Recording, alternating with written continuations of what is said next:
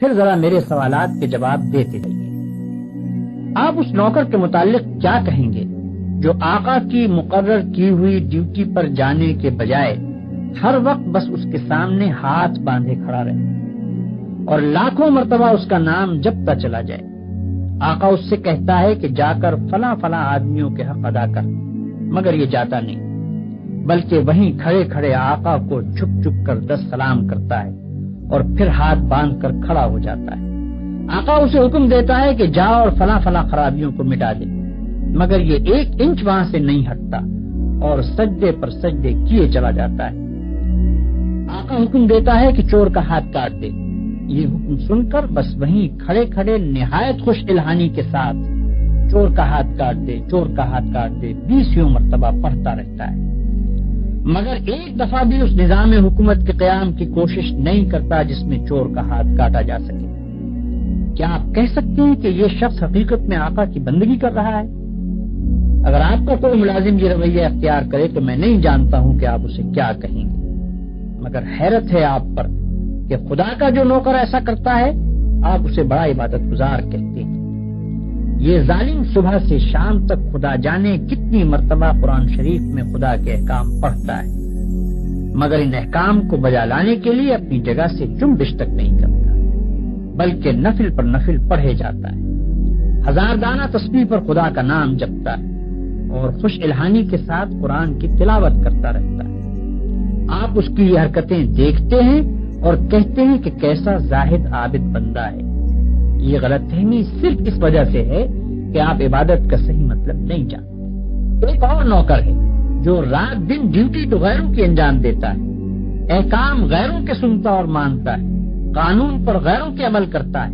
اور اپنے اصلی آقا کے فرمان کی ہر وقت خلاف ورزی کیا کرتا ہے، مگر سلامی کے وقت آقا کے سامنے حاضر ہو جاتا ہے اور زبان سے آقا ہی کا نام جپتا رہتا ہے۔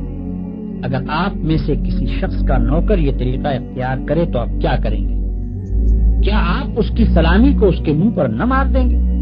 جب وہ زبان سے آپ کو آقا اور مالک کہے گا تو کیا آپ فوراً یہ جواب نہ دیں گے کہ تو پرلے درجے کا جھوٹا اور بے ایمان ہے، تنخواہ مجھ سے لیتا ہے اور نوکری دوسروں کی کرتا ہے، زبان سے مجھے آقا کہتا ہے اور حقیقت میں میرے سوا ہر ایک کی خدمت کرتا پھرتا ہے؟ یہ تو ایک معمولی عقل کی بات ہے جسے آپ میں سے ہر شخص سمجھ سکتا ہے، مگر کیسی حیرت کی بات ہے کہ جو لوگ رات دن خدا کے قانون کو توڑتے ہیں، کفار و مشرکین کے احکام پر عمل کرتے ہیں اور اپنی زندگی کے معاملات میں خدا کے احکام کی کوئی پرواہ نہیں کرتے، ان کی نماز اور روزے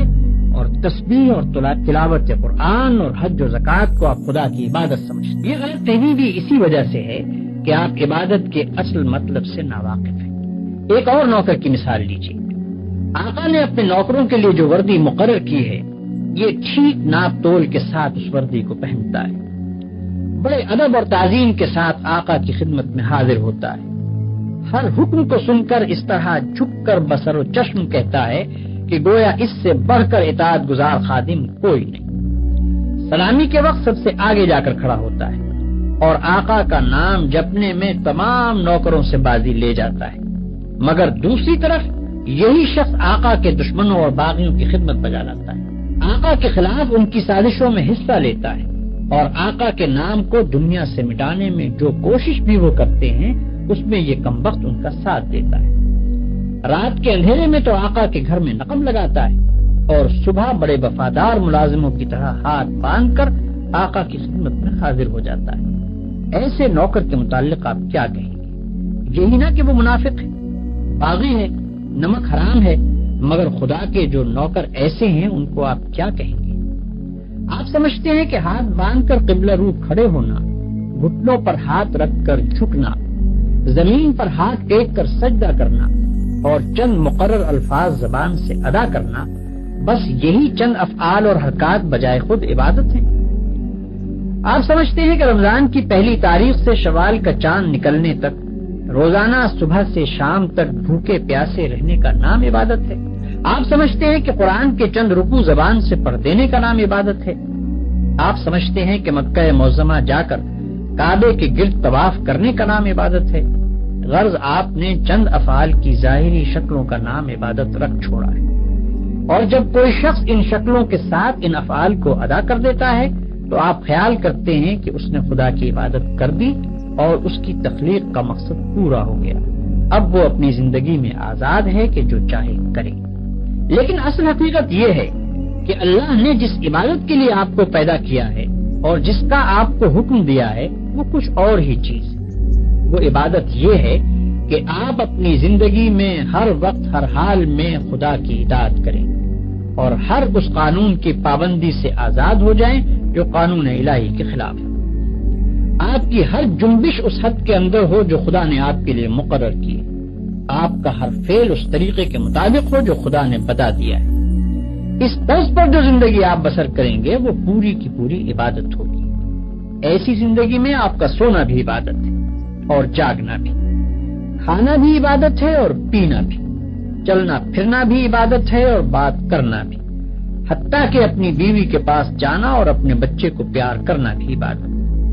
جن کاموں کو آپ بالکل دنیا داری کہتے ہیں وہ سب دینداری اور عبادت ہیں اگر آپ ان کو انجام دینے میں خدا کی مقرر کی ہوئی حدوں کا لحاظ کریں اور زندگی میں ہر ہر قدم پر یہ دیکھ کر چلیں کہ خدا کے نزدیک جائز کیا ہے اور ناجائز کیا، حلال کیا ہے اور حرام کیا، فرض کیا چیز کی گئی ہے اور منع کس چیز سے کیا گیا ہے، کس چیز سے خدا خوش ہوتا ہے اور کس سے ناراض ہوتا ہے۔ مثلاً آپ روزی کمانے کے لیے نکلتے ہیں، اس کام میں بہت سے مواقع ایسے بھی آتے ہیں جن میں حرام کا مال کافی آسانی کے ساتھ آپ کو مل سکتا ہے۔ اگر آپ نے خدا سے ڈر کر وہ مال نہ لیا اور صرف حلال کی روٹی کما کر لائے تو یہ جتنا وقت آپ نے روٹی کمانے پر صرف کیا یہ سب عبادت تھا، اور یہ روٹی گھر لا کر جو آپ نے خود کھائی اور اپنی بیوی بچوں اور خدا کے مقرر کیے ہوئے دوسرے حقداروں کو کھلائی، اس سب پر آپ اجر و ثواب کے مستحق ہو گئے۔ آپ نے اگر راستہ چلنے میں کوئی پتھر یا کانٹا ہٹا دیا اس خیال سے کہ خدا کے بندوں کو تکلیف نہ ہو تو یہ بھی عبادت ہے۔ آپ نے اگر کسی بیمار کی خدمت کی یا کسی اندھے کو راستہ چلایا یا کسی مصیبت زدہ کی مدد کی تو یہ بھی عبادت ہے۔ آپ نے اگر بات چیت کرنے میں جھوٹ سے، غیبت سے، بدگوئی اور دل آزاری سے پرہیز کیا اور خدا سے ڈر کر صرف حق بات کی تو جتنا وقت آپ نے بات چیت میں صرف کیا وہ سب عبادت میں صرف ہوا۔ بس خدا کی اصلی عبادت یہ ہے کہ ہوش سنبھالنے کے بعد سے مرتے دم تک آپ خدا کے قانون پر چلیں اور اس کے احکام کے مطابق زندگی بسر کریں۔ اس عبادت کے لیے کوئی وقت مقرر نہیں ہے، یہ عبادت ہر وقت ہونی چاہیے۔ اس عبادت کی کوئی ایک شکل نہیں ہے، ہر کام اور ہر شکل میں اسی کی عبادت ہونی چاہیے۔ جب آپ یہ نہیں کہہ سکتے کہ میں فلاں وقت خدا کا بندہ ہوں اور فلاں وقت اس کا بندہ نہیں ہوں تو آپ یہ بھی نہیں کہہ سکتے کہ فلاں وقت خدا کی بندگی و عبادت کے لیے ہے اور فلاں وقت اس کی بندگی و عبادت کے لیے نہیں ہے۔ بھائیوں، آپ کو عبادت کا مطلب معلوم ہو گیا اور یہ بھی معلوم ہو گیا کہ زندگی میں ہر وقت ہر حال میں خدا کی بندگی اور اطاعت کا نام ہی عبادت ہے۔ اب آپ پوچھیں گے کہ یہ نماز، روزہ اور حج وغیرہ کیا چیزیں ہیں؟ اس کا جواب یہ ہے کہ دراصل یہ عبادتیں جو اللہ نے آپ پر فرض کی ہیں ان کا مقصد آپ کو اس بڑی عبادت کے لیے تیار کرنا ہے جو آپ کو زندگی میں ہر وقت ہر حال میں ادا کرنی چاہیے۔ نماز آپ کو دن میں 5 وقت یاد دلاتی ہے کہ تم اللہ کے بندے ہو، اسی کی بندگی تمہیں کرنی چاہیے۔ روزہ سال میں 1 مرتبہ پورے 1 مہینے تک آپ کو اسی بندگی کے لیے تیار کرتا ہے۔ زکوٰۃ آپ کو بار بار توجہ دلاتی ہے کہ یہ مال جو تم نے کمایا ہے یہ خدا کا عطیہ ہے، اس کو صرف اپنے نفس کی خواہشات پر صرف نہ کر دو بلکہ اپنے مالک کا حق ادا کرو۔ حج دل پر خدا کی محبت اور بزرگی کا ایسا نقش بٹھاتا ہے کہ اگر 1 مرتبہ وہ بیٹھ جائے تو تمام عمر اس کا اثر دل سے دور نہیں ہو سکتا۔ ان سب عبادتوں کو ادا کرنے کے بعد اگر آپ اس قابل ہو گئے کہ آپ کی ساری زندگی خدا کی عبادت بن جائے تو بلا شبہ آپ کی نماز نماز ہے اور روزہ روزہ ہے، زکوٰۃ زکوٰۃ ہے اور حج حج ہے۔ لیکن اگر یہ مقصد پورا نہ ہوا تو محض رکوع اور سجدہ کرنے اور بھوک پیاس کے ساتھ دن گزارنے اور حج کی رسمیں ادا کر دینے اور زکوٰۃ کی رقم نکال دینے سے کچھ حاصل نہیں۔ ان ظاہری طریقوں کی مثال تو ایسی ہے جیسے ایک جسم کہ اگر اس میں جان ہے اور وہ چلتا پھرتا اور کام کرتا ہے تو بلا شبہ ایک زندہ انسان ہے، لیکن اگر اس میں جان ہی نہیں تو وہ ایک مردہ لاش ہے۔ مردے کے ہاتھ، پاؤں، آنکھ، ناک سبھی کچھ ہوتے ہیں مگر اس میں جان نہیں ہوتی، اس لیے تم اسے مٹی میں دبا دیتے ہو۔ اسی طرح اگر نماز کے ارکان پورے ادا ہوں یا روزے کی شرطیں پوری ادا کر دی جائیں مگر خدا کا خوف، اس کی محبت اور اس کی وفاداری و اطاعت نہ ہو جس کے لیے نماز اور روزہ فرض کیا گیا ہے، تو وہ بھی ایک بے جان چیز ہوگی۔